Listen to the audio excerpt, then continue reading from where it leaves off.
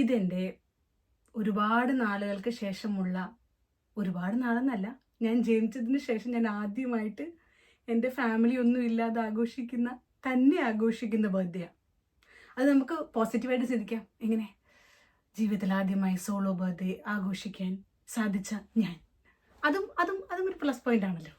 Yes, അങ്ങനെ എൻ്റെ 20s അവസാനത്തെ ബർത്ത്ഡേ ആയി. എനിക്ക് എൻ്റെ 29ാമത്തെ ബർത്ത്ഡേ ആണ്. ടൈം ഫ്ലൈസ് അല്ലേ. ഞാനിപ്പോൾ യൂട്യൂബ് തുടങ്ങിയിട്ട് ഒത്തിരി നാളായി. ഈ ബർത്ത്ഡേക്ക് ഒരുപാട് പ്രത്യേകതയുണ്ട് കേട്ടോ.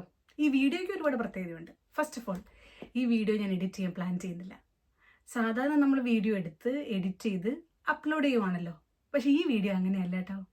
ഞാൻ ഇന്ന് എൻ്റെ ബർത്ത്ഡേയുടെ അന്ന് ഇരുന്ന് വീഡിയോ ഷൂട്ട് ചെയ്ത് ഇന്ന് തന്നെ അപ്ലോഡ് ചെയ്യുന്ന വീഡിയോ ആണ്.